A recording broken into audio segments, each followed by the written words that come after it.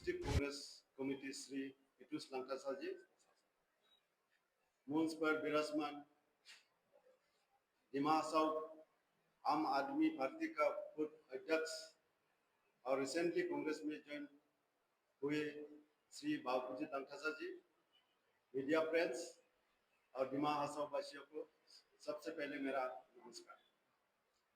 हम सब यहाँ इकट्ठा हुआ है, इसका कारण यही है कि कल हमारे डिमा हसाओ का स्थानीय स्वशासित सरकार का मुख्य कार्यवाही ऑनरेबल सीएम श्री देवलाल गलोसा जी ने डिमा हसाओ में अभी जो थुए रोड का सर्वे हो रहा है, इसको लेके कॉम्पेंसेशन के बारे में उसने कुछ बातें कहा था।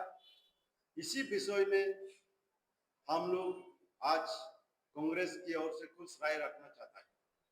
उन्होंने ये कहा है कि कुछ लोग अभी जो टूए का रास्ता का सर्वे हो रहा है, इसमें इंटरफेयर कर रहा है। गांव वालों को जाके जमीन मालिक को बोल रहा है कि आपको जमीन से हमको थोड़ा कुछ दीजिए, आपको मैं ज्यादा बिल बना के ज्यादा पैसा दिलाऊंगा, ऐसा उन्होंने बोला था।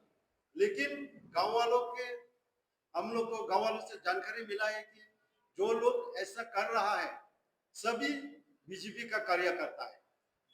उसके अलावा जो बीजेपी का कार्यकर्ता लोग जहां भी लैंड रेवेन्यू का डिपार्टमेंट सर्वे के लिए जाता है, वो लोग साथ में जाता है और इवन जो माप लेने का जो मेजरमेंट टेप होता है वो बीजेपी का कार्यकर्ता लोग वो लोग पकड़ता है। और हमें ये भी जानकारी मिला है कि रिसेंटली कुछ दिन पहले गुंजुंग माईवांग रास्ता का सर्वे हुआ था, तो वहां में माहौल ऐसा हो गया था कि एक रैली का जैसा हो गया। सभी मतलब बीजेपी का कार्यकर्ता लोग वहां पार्टिसिपेट किया और उन लोग का दो ग्रुप में दिखाई दिया। एक ग्रुप हो गया माईवांग ईस्ट का जो अभी जो पब्लिक का रिप्रेजेंटेटिव है उनका कार्यकर्ता, और दूसरी ओर डिमा हसाओ का जो ऑनरेबल सीएम श्री देवलाल गलोसा का कार्यकर्ता। उन लोग जमीन मालिक से कन्विंस कर रहा था ये कि आप हमको थोड़ा आपका जमीन से एनओसी दीजिए, आपको मैं ज्यादा पैसा दिलाऊंगा। लेकिन गांव का आदमी जो जमीन का मालिक है वो कंफ्यूजन होके किसी को दे नहीं पाया, ऐसा भी हुआ था। इसीलिए मैं हमारे जो डिमा हसाओ का जो सीएम कल ने वो वक्ता रखा, उसके बारे में ये कहना चाहता हूं कि अगर ये बात सिर्फ जो लोग इंटरफेयर कर रहा है उन लोग का ऊपर सीमित है तो आपका बात से हम लोग सहमति है। लेकिन आपको बोलने का तरीका से हम लोग ये अंदाजा लगा रहा है कि आप लोग जिसका जमीन जा रहा है डेवलपमेंट का नाम पे आप लोग को हम लोग रोड दे रहा है, इसलिए कॉम्पेंसेशन के नाम पे ज्यादा पैसा ज्यादा कॉम्पेंसेशन मिलने का आशा नहीं रखना है। ये शायद हमारे जो ऑनरेबल सीएम आम जनता को सूचना दिया गया है। लेकिन हम लोग कहना चाहता है कि जिसका जमीन जाता है उसको अगर डेवलपमेंट के नाम पे उन लोगों को गांव वालों को मुआवजा से वंचित रखेगा तो ये सही नहीं होगा। क्योंकि आज का दिन में हमारे देश का सरकार जहां भी रोड जाता है, रेल जाता है, अच्छा खासा अमाउंट कॉम्पेंसेशन देता है। प्लेन्स एरिया में जमीन का वैल्यू बहुत ज्यादा है, इसलिए जमीन का जो वैल्यू होता है उसी हिसाब से कॉम्पेंसेशन दिया जाता है। लेकिन हमारे ट्राइबल एरिया में जमीन का वैल्यू कम है मार्केट एरिया में, इसीलिए मार्केट एरिया का जो वैल्यू है उससे 3 टाइम्स ज्यादा सरकार अभी हर जगह में कॉम्पेंसेशन दे रहा है। इसलिए हमारी कांग्रेस की ओर से हम लोग का ये मांग है, अभी जो टूए का रास्ता जा रहा है डिमा हसाओ में, जिस जिसका जमीन है उन लोग को सबको सरकार के मुताबिक जितना मिलना है उन लोग को मिलना चाहिए। गांव का आदमी का छोड़ के भी कुछ लोगों को भी मिलना चाहिए, क्योंकि गांव का आदमी का छोड़ के कुछ लोगों का गांव में जमीन होता है, क्योंकि गांव का लोग इमरजेंसी में अपना जमीन अपना करीबी को बेच देता है। इसलिए हम लोग चाहता है जो जो जमीन हलदार है उन लोग को अच्छा खासा मुआवजा मिलना चाहिए, हमारे कांग्रेस की ओर से मांग है। और मैं एक बात कहना चाहता हूँ, दिमा हसाओ में अभी चारों तरफ कुएं का रास्ता बनाने के लिए सर्वे हो रहा है, लेकिन कुछ ऐसा रास्ता है वहां में कुएं का जरूरत नहीं है। जैसे कि फॉर एग्जाम्पल गोंजुंग माइवा, वहां में कभी भी नाइट सुपर सर्विस होने वाला नहीं है। अभी तक असम सरकार और दिमा हसाओ सरकार द्वारा ऐसा कुछ कदम उठाते हुए हम लोग नहीं देख रहा है कि आने वाले दिन में लार्ज स्केल में कुछ सामान प्रोडक्शन होगा गुंजुम माइबा में।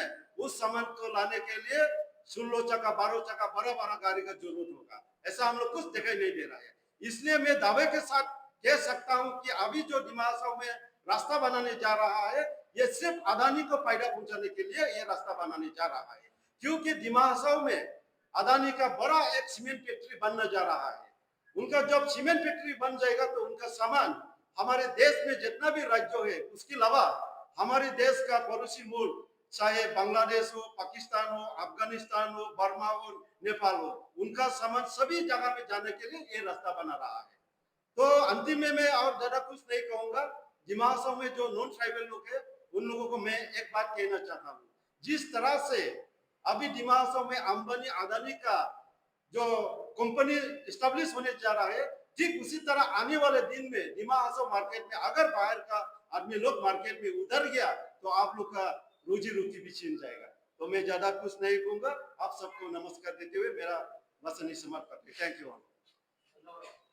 सभी मीडिया फ्रेंड्स को, देखो कुछ दिन पहले बीजेपी ऑफिस में उन लोग का ज्वाइनिंग प्रोग्राम था, उसके बारे में मैं रिप्लाई देने का जरूरी नहीं समझा था, लेकिन भी मुझे मेरा वेयर रिसर्च लोग, मेरा आदमी लोग बहुत फोन करके बोला जवाब दो जवाब दो, वो अपना आपको क्या समझता है ऐसे बोलते, इसलिए मैं भी जवाब देने मांगता है।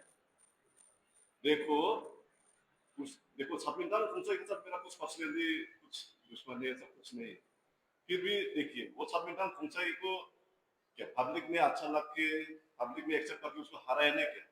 सीएम से बोला हम तो हारने वाला आदमी है, रिजेक्ट बोला है, रिजेक्ट माल है, तो क्या छापिंदान खुंसाई अच्छा माल है नहीं क्या? वो भी तो हारा ना, दो बार हारा, हम तो सिर्फ एक बार ही हारा। और देखिए हम लोग भी तो अभी जीत के है कंपनी फोर्स है, वो भी तो हम में चिंटू बहुत से हारने वाला है ना, बिकॉज रोमित होटल में तो मेरा कुछ ये नहीं है, वो भी अपना ही आदमी है। पॉलिटिक्स में हार जीत होता है, वो लोग भी समझता है, लेकिन हम तो देवलाल का जो जवाब देना उसको जवाब दिया है, उनका साथ मेरा कुछ ये नहीं। देखो देवलाल गौरव से अपना आपको क्या समझता मालूम नहीं, वो अपना आपको इतना बड़ा लीडर समझता, उनसे ना नेक्स्ट एमएससी इलेक्शन में आप लोग में कॉन्टेस्ट करो हमारे साथ, हम भी कॉन्टेस्ट करेगा, तुम भी कॉन्टेस्ट करो, और पब्लिक जवाब देगा कौन रिजेक्ट माल है कौन अच्छा माल है। सब फालतू बात करते हैं, कुछ नहीं जान, ये दूसरा तो ओवर बात बोलता है, खुद ओवर बात है, कुछ नहीं जानती हो, उल्टा उल्टा बोलते रहता अगला। और देखो आदमी लोगों को इतना डाउन करता है, गरीब आदमी बोल के हम लोग को, तो उसका से तो हम लोग तो धोनी आदमी नहीं है ना, इसलिए लुकडाउन करता है। और देखो बीजेपी में तो लोग देख देख के लेता लोग, हाँ मालूम नहीं, बीजेपी में सेना को ने ट्राई कर दिया तो उसका देश होने लगेगा, फिर जंगल जाने लगेगा, एक्सटॉर्शन करने लगेगा, आदमी लोगों को मर्डर करने लगेगा, सीएम ईएम लोगों को मर्डर करने लगेगा, पुलिस कांस्टेबल को मर्डर करने लगेगा, थाना से भागने लगेगा, ग्रेनेड छुटाएंगे, तभी उसके बाद सरेंडर करेगा, एमएस करेगा, बीजेपी में घुस जाएगा, उसके बाद तो जीत गया। ऐसा है बीजेपी में। हम तो ये सब जाना भी नहीं है बीजेपी में, और वो लोग रिजेक्ट मार ये सब बोले थे। मैं आज इतना ज्यादा कुछ नहीं बोल के मैं यही बात खत्म करता हूँ। Thank you. तो नमस्कार मीडिया फ्रेंड्स। तो अभी आज बहुत दिन का बाद फिर दिमा हसाओ में कांग्रेस पार्टी की तरफ से प्रेस में किया गया। तो अभी दोनों हमारा साथी जो कांग्रेस का ही वर्कर है, इन लोग से जो सुनने मिला है कि दिमा हसाओ में क्या चल रहा है हमको भी पता है। और अभी देखो ये जो रोड लेके, सिंडिकेट लेके, जो ज्वाइनिंग लेके, जो एक कॉन्स्टिट्यूशनल पोस्ट में बैठने वाला सीएम, उसका बातचीत कैसा है, उसका चाल चलन कैसा है, और वो क्या कर रहा है दिमा हसाओ में। इसलिए अभी दिमा हसाओ ऐसा हालत से दौड़ रहा है जैसा कोई गार्जियन नहीं है। जो जिसको ये कर सकता है उसको उठा सकता है, मार सकता है, अभी जिसको काटना है काट सकता है। ऐसा थोड़ी राजनीति होता है। कम से कम कांग्रेस पार्टी में तो ऐसा कभी राजनीति नहीं होता है। कांग्रेस पार्टी बहुत पुराना पार्टी है, 100 साल से भी ज्यादा वाला पुराना पार्टी है। इसलिए ये जो वर्तमान का सरकार है, किसी भी हालत में, हर हाल में दिमा हसाओ का जनता इकट्ठा होके उगाड़ के फेंकने ही लगेगा। और मैं एक बात कहना चाहता हूं, अभी ये हमारा जो साथियों से सुनने मिला है वो क्या सीएम का जैसे धोनी ने ही बोला। अरे आप राजनीति में आया है, राजनीति में आना एक सेवक का काम होता है, अमीर बनने के लिए थोड़ी आता है। अरे राजनीति तो जनता को सेवा करने के लिए, सेवक के लिए आता है ना, या मेवा खाने के लिए आता है। तो अभी ऐसा दौर चल गया, अभी दिमा हसाओ में तुम पॉलिटिक्स में घुस जाओ और खुद को अमीर बना। ये राजनीति में ऐसा नहीं होता। राजनीति ये राजाओं का नीति है, ऐसा बिल्कुल भी नहीं होता है, होना नहीं चाहिए। इसलिए इस सरकार को हर हाल में फेंकना जरूरी है। अगर दिमा हसाओ का जनता को खुद को बारे में अगर भला करना है तो इस सरकार को किसी भी हालत में फेंकना ही पड़ेगा, इस बीजेपी सरकार को। तो मैं हिंदी में तो ज्यादा कुछ नहीं कहूंगा।